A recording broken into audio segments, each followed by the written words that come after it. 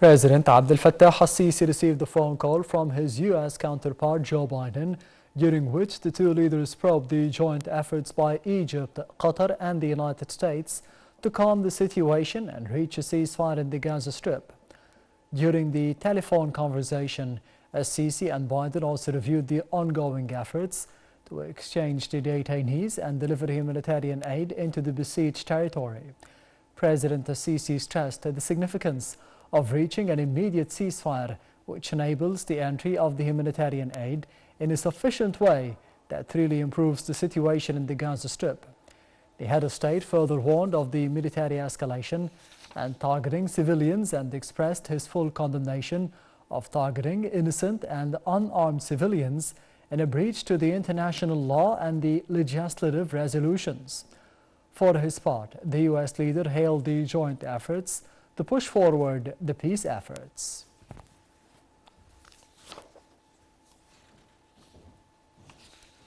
President Abdel Fattah al-Sisi held summit talks with the head of Sudan's Transitional Sovereignty Council, Abdel Fattah al-Burhan, at Ittihadiyya Palace. An official reception was held for al-Burhan upon his arrival, where the two leaders inspected guards of honor and the national anthems for Egypt and Sudan were played. Presidential spokesman Ahmed Fahmy said that during the talks, President al-Sisi highlighted the unique historical relations binding the two nations. The president expressed Egypt's keenness to enhance the joint cooperation between the two countries in a way that contributes to achieving interests of the two brotherly peoples. The meeting also tackled the developments of the situation in Sudan and the efforts to resolve the ongoing crisis, with the aim of maintaining stability and preserving sovereignty, unity and cohesion of Sudan and its institutions. For his part, al-Burhan affirmed his country's appreciation to Egypt's support in light of the current circumstances and receiving the Sudanese citizens. He indicated that such consolidation reflects the extended historical ties and mitigating the effects of the crisis.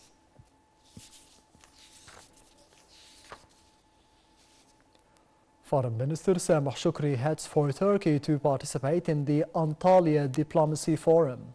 The top diplomat is due to take part as the main speaker in a session on the crisis in Gaza, alongside the other foreign ministers of the Islamic Cooperation Arab League Contact Group members. The visit comes within the framework of the Egyptian efforts to deal with the challenges and crises at both regional and international levels, with the aim to present the Egyptian vision towards enhancing the regional peace and security, and also the state's vision towards the current challenges, namely the crisis in the Gaza Strip.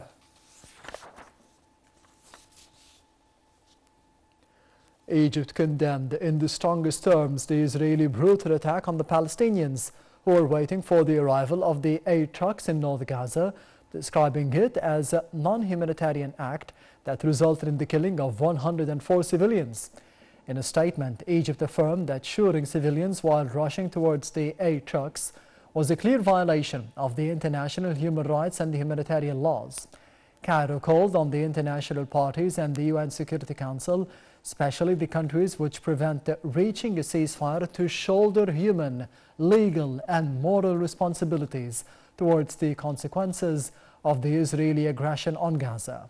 Egypt further stressed the significance of protecting Palestinians and pressing Israel to abide by the international law.